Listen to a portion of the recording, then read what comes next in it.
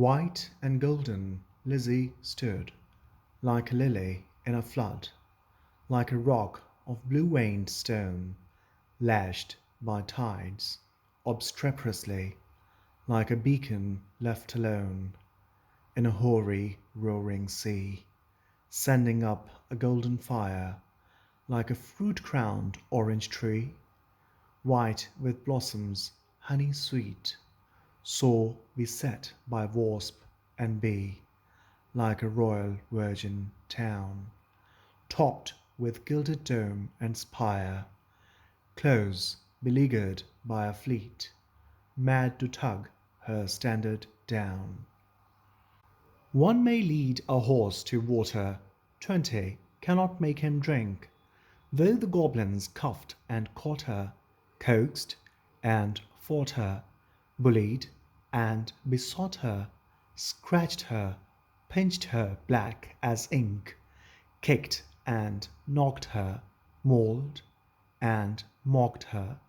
Lizzie uttered not a word, would not open lip from lip, lest they should cram a mouthful in, but laughed in heart to feel the drip of juice that syruped all her face, and lodged in dimples of her chin, and streaked her neck, which quaked like curd.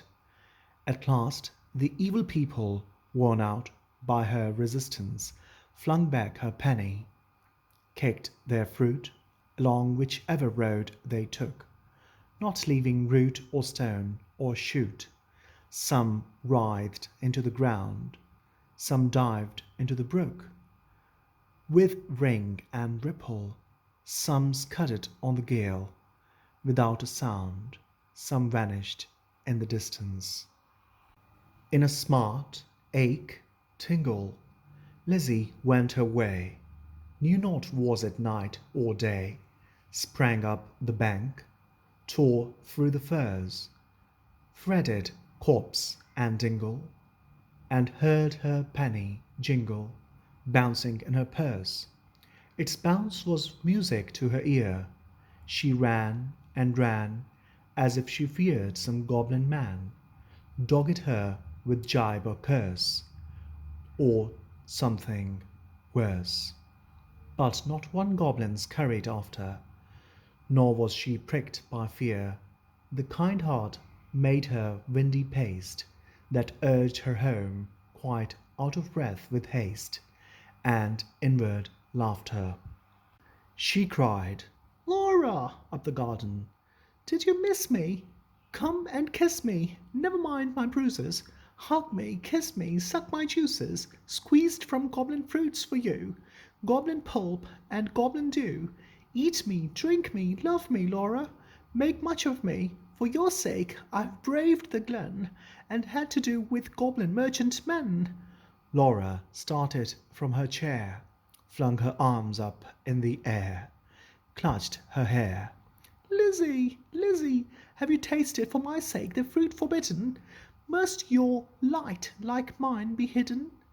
Your young life like mine be wasted, undone in mine undoing, and ruined in my ruin? Thirsty, cankered, goblin ridden?" She clung about her sister, kissed and kissed and kissed her.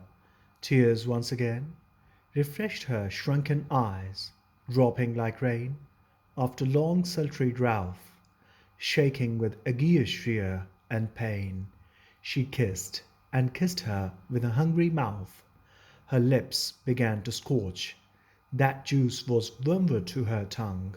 She loathed the feast. Writhing as one possessed, she leaped and sung, rent all her robe, and wrung her hands in lamentable haste, and beat her breast.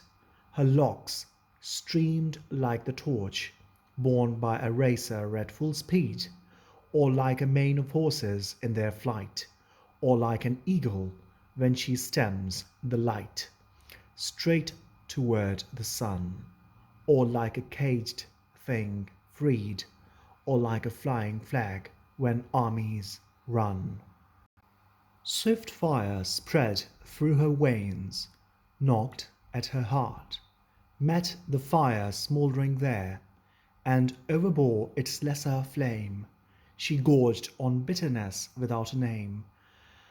Ah, fool, to choose such part of soul-consuming care! Sense failed in the mortal strife, like the watch-tower of the town, which an earthquake shatters down, like a lightning-stricken mast, like a wind-uprooted tree, spun about, like a foam-topped waterspout, cast down headlong in the sea, she fell at last. Pleasure past and anguish past. Is it death or is it life? Life out of death. That night long, Lizzie, watched by her, counted her pulses' flagging stir, felt for her breath, held water to her lips, and cooled her face with tears and fanning leaves.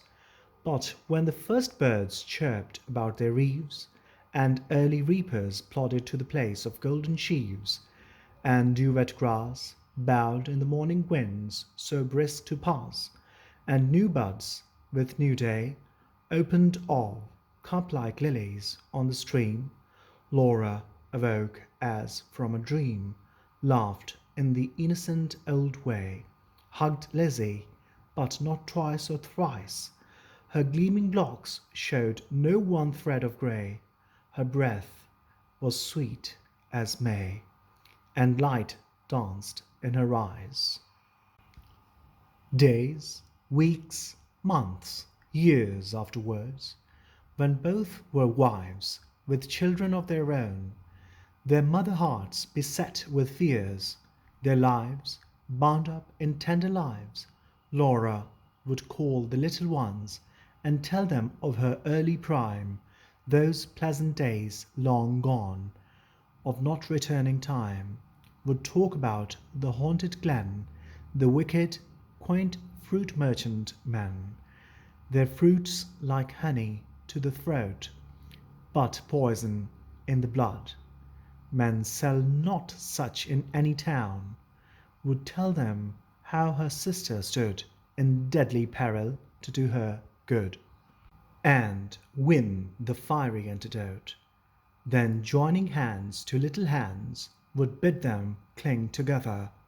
For there is no friend like a sister, in calm or stormy weather, to cheer one on the tedious way, to fetch one if one goes astray, to lift one if one totters down, to strengthen whilst one stands.